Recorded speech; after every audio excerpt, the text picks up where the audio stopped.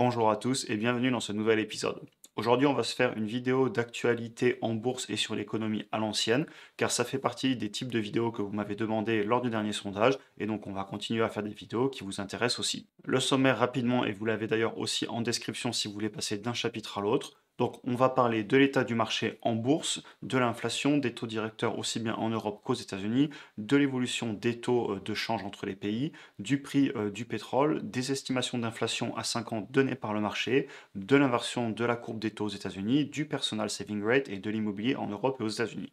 Donc voilà, pas mal de sujets à traiter. Prenez vos popcorn et on attaque la vidéo. Tout d'abord, on regarde le S&P 500. Donc on voit qu'effectivement, depuis le point haut qu'il avait fait en janvier 2022, on a eu la correction qui était au plus bas de moins 25%. Depuis, le marché il s'est quand même bien repris et on voit qu'on a repris presque 15%. Et aujourd'hui, on se retrouve entre moins 14 et moins 15%. Et ce que je signalerai aussi, c'est qu'on est dans un énorme range. Si vous regardez, ça fait depuis 4 à 6 mois qu'on se balade entre 380 points et 420 points.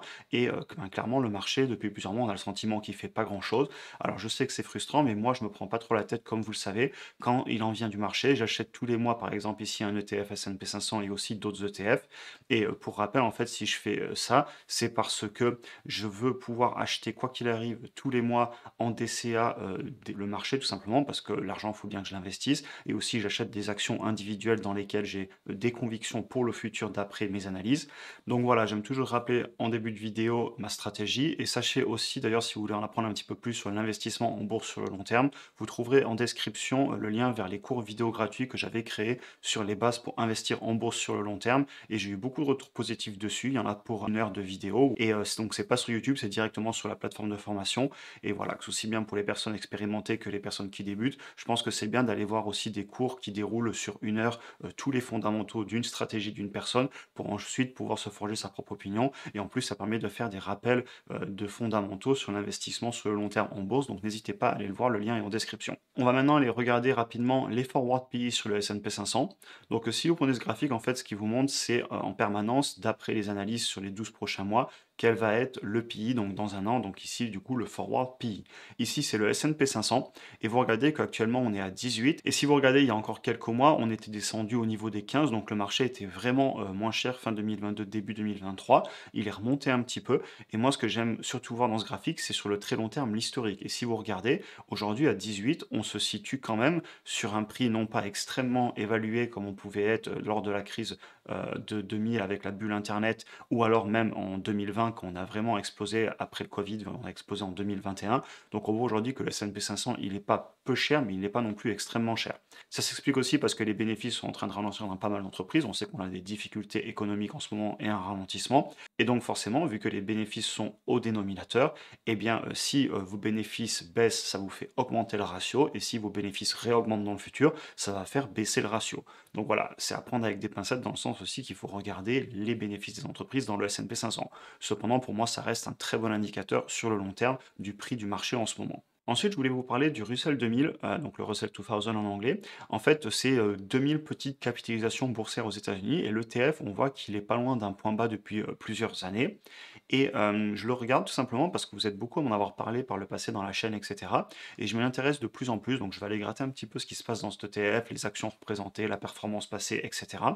Et je serais vraiment intéressé de savoir si vous l'achetez, est-ce que c'est un ETF que vous possédez ou pas, et pourquoi aussi, comme ça, vous voyez, ça permet d'échanger encore une fois dans la communauté, parce que je ne sais pas tout, je découvre au fur et à mesure et je partage mon parcours tout simplement sur la chaîne. Et donc ouais, je serais vraiment intéressé de savoir si certaines personnes investissent dessus en ce moment, ou est-ce que vous avez déjà investi dessus par le passé sur cet ETF. Donc évidemment, on suit l'indice Russell 2000, et là, le TF précisément, c'est le R2US. Donc voilà pour le ticker. Je voulais aussi vous montrer que même si le S&P 500, lui, s'est repris, mais pas non plus énormément, on a quand même des actions qui sont vachement reprises, notamment Microsoft, comme vous le savez, c'est une entreprise que j'aime beaucoup acheter sous les 250 $. Donc en ce moment, je peux pas trop l'acheter parce qu'elle est fortement remontée, mais voilà, c'est une entreprise qui s'est quand même bien repris, et c'est pour vous montrer que justement, même si vous avez certaines entreprises dans le marché qui ne se reprennent pas, et dans le S&P 500, des entreprises qui se portent pas si bien que ça, vous avez aussi des entreprises qui se reprennent très bien. Je me rappelle aussi Facebook, dont tout le monde annonçait la fin du monde, on m'avait dit dans les commentaires que c'était une erreur d'acheter ce genre d'entreprise. Moi, j'ai pas mal acheté la baisse et aujourd'hui, l'entreprise, elle s'est reprise énormément. Vous avez aussi dans le même genre Google, Tesla, etc. Donc voilà. Moi personnellement, ça revient encore à la stratégie dont je vous parlais et dont je parle, dans beaucoup de vidéos. C'est que les entreprises, quand je les comprends et quand je veux les conserver pour le long terme et même les ETF, j'hésite pas à les acheter quand je pense que c'est des bonnes affaires. Tout simplement parce que j'essaie de ne pas faire partir des personnes qui crient aussi bien que le marché va s'effondrer ou aussi bien qu'il va exploser. J'essaye, même si c'est très difficile, de limiter mes émotions et de rester humble devant le marché. Et donc voilà, quand je vois des affaires, je les achète et sur les ETF, je fais du DCA. Assez parlé pour ma stratégie, je pense que vous l'aurez compris, je le répète souvent. On va maintenant passer à l'inflation. Donc, on va commencer avec l'Europe. Donc là, vous avez l'inflation globale en Europe qui, comme on le voit, est quand même en train de baisser. Il ne faut pas oublier qu'on compare avec il y a un an où justement les prix avaient quand même fortement monté. Et donc, si vous regardez un an plus tard, vu qu'on est en 12 mois glissants, ça fait aussi qu'on est en train de baisser par rapport à il y a un an. Je voulais par contre vous montrer le core inflation parce que c'est flagrant en Europe, c'est-à-dire que en fait, l'inflation, pour moi, elle est en train de se répandre dans tous les secteurs, parce qu'au début, c'était vraiment sur l'énergie et l'alimentation, et aujourd'hui, certes, l'alimentation a énormément d'inflation, je pense qu'on le ressent tous en France, hélas, mais clairement aussi, si vous regardez, on voit que tout ce qui est core inflation, donc une fois qu'on a enlevé l'alimentation et l'énergie, eh bien, ça monte en Europe. Donc ça veut dire que tous les autres biens de première nécessité, ou d'ailleurs pas de première nécessité, comme les téléphones, les ordinateurs, etc., tout est en train de monter, et ça, ce n'est pas quelque chose qui me rassure forcément personnellement, mais bon voilà, je tiens à vous montrer les courbes telles qu'elles sont, et ensuite chacun se fera sa propre opinion. Et si vous regardez d'un mois sur l'autre, on a quand même l'inflation qui a presque atteint 1% sur un mois entre février et mars, et entre janvier et février, on était à aussi 0,8%.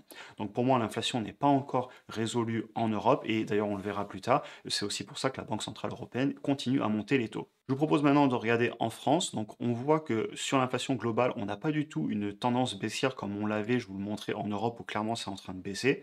Sur la France, on fait un peu le yo-yo et on est globalement entre 5,5 et 6,5% depuis de nombreux mois. Donc voilà, l'inflation est là, c'est en train de stagner. Ça ne veut pas dire que les prix ne montent plus, ça veut dire que les prix continuent à monter à la même vitesse depuis de nombreux mois. Si on regarde maintenant, une fois qu'on enlève l'alimentation et l'énergie, eh bien là, clairement, ça monte encore plus chaque mois. Donc là, on a une belle tendance haussière. Donc ça veut dire que malgré le fait que là, on ne regarde pas l'alimentation et l'énergie, eh bien tous les biens de première nécessité sont en train aussi de monter. Et si vous regardez sur un mois, eh bien comme en Europe, on a fait du plus 1% entre janvier et février et plus 0,8% entre février et mars. Donc encore une fois, d'un mois sur l'autre, l'inflation est là et les prix continuent de monter. Et si on regarde maintenant aux États-Unis, je vous le fais aussi parce qu'après on va parler des banques centrales, on voit que l'inflation globale a une très belle tendance baissière, un petit peu comme en Europe, mais elle est encore plus impressionnante en termes de baisse. Si on regarde au niveau du core inflation, donc une fois qu'on a enlevé l'alimentation et l'énergie, eh bien pareil, on a une belle tendance baissière. Et d'un mois sur l'autre, on a toujours des petites augmentations des prix, mais elles sont quand même moins flagrantes qu'en Europe. Donc maintenant, si on va regarder les taux directeurs, parce que je le rappelle, le principal outil pour les banques centrales pour ralentir l'inflation, c'est d'augmenter les taux. C'est-à-dire que l'argent rapporte plus, l'argent aussi coûte plus cher à emprunter, et donc il est beaucoup plus tentant de ne pas aller dépenser son argent dans les marchés, mais plutôt d'aller le mettre sur des livrets, puisque les livrets rapportent plus, et donc c'est pour ça aussi qu'on augmente les taux, puisque ça ralentit la circulation de l'argent, ça ralentit les investissements pour les entreprises, puisque tout coûte plus cher en termes de capital. Et donc forcément, ça ralentit l'inflation puisque les gens dépensent moins, moins de demandes pour plus d'offres, on fait baisser les prix, c'est la théorie. Et donc on voit que la Banque centrale, elle est passée de taux de 2 à 2,5% en février, le 8 février, et elle est montée encore de 0,5% le 22 mars, et aujourd'hui on est à 3% sur les déposits. Et donc ça, évidemment, ça a des impacts en Europe, notamment sur l'immobilier, sur les États qui ont besoin de dettes pour leur fonctionnement, etc. Maintenant, on va regarder aux États-Unis. Eux, ils ont monté encore de 0,25 points en mars et on est passé entre 4,75 et 5%. Et là, par contre, par rapport à l'Europe, vu que l'inflation est en train de fortement ralentir, on pense, et en tout cas c'est ce que le marché pense, et on verra bien, personne ne peut prévoir l'avenir comme je le dis à chaque fois, mais on pense qu'ils vont quand même arrêter ou ralentir encore l'augmentation des taux parce que l'inflation est en train de chuter et parce que on a quand même un gros ralentissement économique. Ce qu'il ne faut pas aussi oublier, c'est que là, si on est sur du 4,75 à 5% et que l'inflation aux États-Unis vient à repasser sous les 5%, on aura enfin des taux directeurs plus élevés que l'inflation, ce qui historiquement est la chose à faire pour faire ralentir l'inflation. Alors que ce n'est pas encore le cas en Europe, Donc certainement que les États-Unis pourraient arrêter d'augmenter les taux plus rapidement que l'Europe. Encore une fois, ça on ne sait pas parce qu'il faut pouvoir aussi se le permettre. Si on ralentit trop l'économie, si on ralentit trop l'immobilier, etc., ça peut poser des problèmes. Donc on verra dans le futur ce qui se passe. Moi, je ne veux pas faire de prévision, mais j'aime regarder ces éléments parce que ça a beaucoup d'impact sur mes entreprises, sur l'économie. Quand les taux montent, c'est plus dur de se financer. Des entreprises qui ont besoin encore d'argent pour se financer peuvent souffrir, etc. Donc encore une fois, j'aime à le rappeler, mais je regarde tous ces points économiques, tout simplement pour savoir un petit peu sur quoi investir, quelles sont mes décisions à prendre. On pensera aussi à l'immobilier, les taux remontant, et bien l'immobilier commence à baisser, on le verra, et donc ça peut aussi ouvrir des opportunités. C'est pour ça que j'aime me tenir au courant de l'économie, mais je ne suis pas là pour spéculer sur ce qui va se passer, je tiens à le rappeler. Pour information aussi, sachez qu'on aura les nouveaux chiffres de l'inflation la semaine prochaine, le 12 avril aux États-Unis. J'en parlerai certainement sur Instagram comme je le fais à chaque fois, et ça me permet aussi de vous dire, n'hésitez pas à aller me suivre sur Instagram parce que je peux vous mettre du contenu un petit peu plus réactif, un petit peu plus différent dans les stories notamment. Et aussi, je m'efforce à répondre aux DM, donc si vous avez des questions, si vous avez envie de discuter de bourse, d'autres choses, n'hésitez pas à me contacter sur Instagram. On passe maintenant au dollar, à l'euro et aux monnaies. Donc il faut savoir que le dollar a baissé par rapport à toutes les autres monnaies. Ici, c'est le DXY. Donc en fait, c'est l'indice du dollar par rapport aux autres monnaies.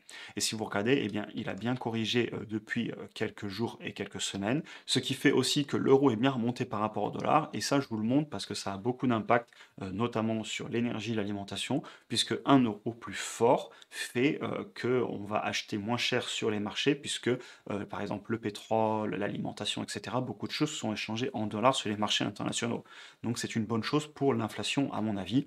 Après, est-ce que ça va continuer? Eh bien peut-être, parce que notamment si la Banque centrale américaine arrête d'augmenter les taux et par exemple que l'Europe venait à continuer à monter les taux, eh bien ça pourrait clairement faire que l'euro continue à monter par rapport au dollar. Mais encore une fois, ça on ne le sait pas. Il y a beaucoup d'autres choses qui peuvent influer le cours euro-dollar. Il peut y avoir de la géopolitique, il peut y avoir un pays qui rentre en récession et tout simplement aussi les marchés, puisqu'au final ce sont des marchés de change et forcément le marché a son mot à dire sur les taux de change. Vu qu'on parlait d'inflation, de cours euro-dollar et d'achat sur les marchés internationaux, on va parler aussi du pétrole et le pétrole est remonté un petit peu. Alors des fois les articles de journaux me font rire. Là ils disent que voilà, le prix du pétrole a surge, donc il est vraiment monté très fortement et que ça a été une surprise tout simplement parce que l'OPEC a baissé sa production de pétrole. Donc clairement, on le ressent sur le cours du pétrole, mais c'est pas non plus quelque chose d'impressionnant par rapport à ce que voudrait nous faire croire l'article.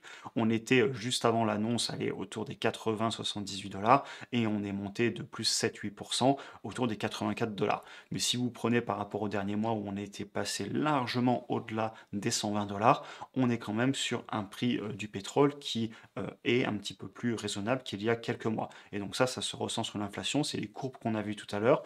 Le core inflation, lui, est en train de continuer à monter en Europe, mais si vous prenez l'inflation totale, elle a bien baissé, même si elle est encore importante et trop importante, hélas. Et ça, c'est en grande partie aussi parce que le pétrole a beaucoup baissé par rapport à il y a quelques mois. On passe maintenant au 5 years break-even. Donc ça, pour rappel, c'est les anticipations du marché d'où sera l'inflation dans 5 ans. Et donc si vous regardez, si on le regarde il y a encore un an, en mars 2022, on voit que l'inflation était attendue 5 ans plus tard assez élevée à plus de 3,5%, ce qui n'est pas rassurant pour les marchés. Et si vous regardez là ces derniers mois, ce qui s'est passé, c'est qu'on est descendu plutôt autour des 2%. Donc ça, ce que ça veut dire, c'est que les marchés pensent que dans 5 ans, l'inflation sera revenue à 2%. Donc ça veut dire aussi qu'ils pensent que la Banque centrale est en train de faire les bonnes choses et c'est un signe très encourageant. Quelque chose qui serait pour moi extrêmement inquiétant, ce serait de voir cette courbe repartir fortement à la hausse, parce que ça voudrait dire que les marchés obligataires pensent que la Banque centrale ou que le gouvernement ont perdu le contrôle de l'inflation, et ce serait quelque chose de très inquiétant, parce que si une inflation explose, eh bien c'est à peu près mauvais pour tout. L'inflation, c'est vraiment l'ennemi de l'économie. Donc cette courbe m'encourage fortement, et je suis plutôt content de la voir autour des 2%. Le prochain graphique que je voulais vous montrer, c'est les taux à 10 ans moins les taux à 2 ans sur les obligations américaines. Et si vous regardez cette courbe, en fait, je vous la montre parce qu'elle est passée en négatif. Donc ça veut dire qu'actuellement, les rendements sur les obligations sont plus intéressants sur du 2 ans que sur du 10 ans. Ce qui n'est pas normal, puisque 10 ans, on prend plus de risques, on s'engage sur plus longtemps sur de la dette d'État, et donc normalement, le rendement est meilleur. Et je vous montre ça parce qu'on a souvent parlé sur la chaîne, historiquement, c'est un énorme signe de peur de récession. Et si vous regardez, à chaque fois qu'on a eu des inversions historiquement, alors on peut trouver des contre-exemples quelquefois, mais c'est assez rare, mais globalement, à chaque fois qu'on passe clairement sur le long terme à l'inversion, entre guillemets, des taux entre le 2 ans et le 10 ans, et bien derrière, on se prend une récession. Maintenant, la question, c'est est-ce que le passé va se prouver encore comme être vrai. Et ben ça, j'en sais rien, on verra bien. Pour l'instant, on n'a pas eu officiellement de récession, même si en théorie, on avait eu 2 trimestres de PIB négatifs aux États-Unis l'année dernière. Mais donc, on verra. Mais sachant que ça fait quand même depuis plus de 6 mois que la courbe est inversée. Et donc, je suis très curieux de savoir quand est-ce qu'elle va repasser en positif et à quel moment ça va redevenir plus intéressant d'acheter des obligations 10 ans que 2 ans d'un point de vue du rendement. Donc, on verra, mais j'aime bien suivre cette courbe parce que ça vous montre quand même qu'il y a encore beaucoup de peur sur les marchés et qu'on ne veut pas acheter des obligations long terme, mais plutôt du court terme parce qu'on ne sait pas forcément ce qui va venir sur le long terme devant nous parce qu'il y a des peurs à cause de l'inflation, etc. On passe maintenant au personal saving rate, il nous restera l'immobilier et on en aura fini pour aujourd'hui. Alors, je vous montre cette courbe parce qu'en fait, ce qu'elle représente, c'est l'argent qui reste aux ménages américains pour, entre guillemets, investir, épargner ou dépenser pour des choses en plus. Donc, c'est une fois qu'on a payé tout ce qui est alimentation, logement, tout ce qui est essentiel, c'est l'argent qui reste. Donc, si on regarde cette courbe sur le très long terme, depuis les années 70, on voit que globalement, on est très souvent au-delà des 5% de reste à investir à la fin du mois pour les ménages américains. On voit qu'on avait été sous les 5% en 2005, 2006, 2007, 2008. Et si vous regardez récemment ce qui s'est passé, ça c'est extrêmement intéressant. On voit qu'on a eu une explosion durant la pandémie. En même temps, c'est pas étonnant puisqu'il y a eu beaucoup d'argent distribué et injecté. Donc les personnes ont eu beaucoup d'argent en plus pour investir. Et par contre, si vous regardez depuis quelques mois, alors là, on est clairement très très bas. Je vais encore un petit peu plus vous zoomer le graphique juste en bas ici. Alors laissez-moi le faire. Voilà. Et là, si vous regardez donc depuis octobre 2021 et les mois qui sont passés, on est passé largement même sous les 3% certains mois. Ce qui fait qu'en fait, ça c'est aussi lié à l'inflation. Les ménages, ils ont beaucoup moins d'argent à investir.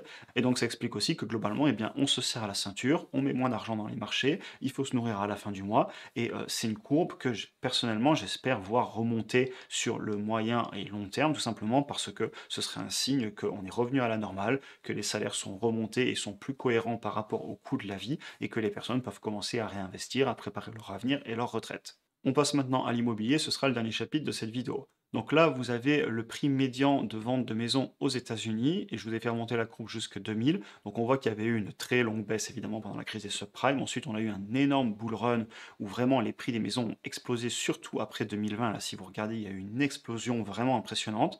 Et par contre, si vous regardez depuis un trimestre, on a engagé une très légère descente et ça risque de continuer aux États-Unis. Et en même temps, ce n'est pas du tout incohérent puisque les taux d'emprunt aux États-Unis ont fortement augmenté sur les maisons individuelles. Et donc cette baisse des prix, on peut directement la corréler à l'augmentation des taux pour emprunter de l'argent à taux fixe sur 30 ans aux États-Unis pour de l'immobilier. Et on voit ici la courbe qui, justement, entre 2019-2020 jusqu'à 2022, s'est effondrée. Donc on pouvait emprunter à moins de 3% sur 30 ans, ce qui pour les États-Unis est extrêmement bas. Je sais qu'en France, on est allé sous les 1%, mais on avait des taux beaucoup plus bas qu'eux aussi. Et là, si vous prenez par contre depuis 2022, c'est l'explosion. On est passé de 3% à plus de 6%, on a même touché 7% à un moment. Ce qui veut donc dire que c'est beaucoup plus cher qu'il y a encore très peu de temps pour emprunter de l'argent aux États-Unis, et donc forcément ça va impacter le marché immobilier. Et pour l'immobilier en France, parce que personnellement je suis sur le marché et j'essaye de trouver des affaires, même si pour l'instant j'ai un petit peu de mal parce que le marché commence à peine à corriger, en tout cas c'est le sentiment que j'ai sur le terrain, mais quand même si je regarde beaucoup d'articles, et je n'ai pas trouvé d'ailleurs de site qui me montrerait une courbe parfaite, un petit peu comme aux États-Unis où on voit vraiment le prix médian des maisons et des appartements en France, j'ai pas trouvé cette donnée. N'hésitez pas à m'envoyer un graphique officiel de l'INSEE ou je ne sais pas si vous trouvez. Alors j'ai vu de ce que j'ai lu qu'il faut aller sur des sites comme Meilleur Agent, comme Century 21, etc. Et a priori ils ont un petit peu les meilleures infos qu'on puisse trouver. On peut aussi aller sur le site des notaires. Mais donc globalement si on va sur des articles, des sites, etc., j'ai quand même l'impression que l'immobilier est en train de baisser en France. Moi, je le ressens au niveau local, même si c'est très léger. Et quand je lis des articles, on voit quand même que sur les derniers mois, ça y est, le prix au mètre carré moyen baisse sur les appartements, sur les maisons, et globalement, c'est en train de baisser. On en a fini avec cette vidéo pour aujourd'hui. Si vous souhaitez aller plus loin, vous trouverez, comme je vous le disais en description, un lien vers le cours vidéo offert sur les bases pour commencer à investir en bourse sur le long terme. Vous pouvez aussi cliquer ici pour regarder la vidéo sur les intérêts composés en investissement que j'avais pas mal travaillé et je la trouve vraiment pertinente, donc n'hésitez pas à aller la voir. Si vous avez apprécié cet épisode, n'hésitez pas aussi à vous abonner, liker, partager et même passer dire bonjour sur Instagram, pourquoi pas. Sur ce, je vous souhaite une excellente journée et à très bientôt pour une prochaine vidéo.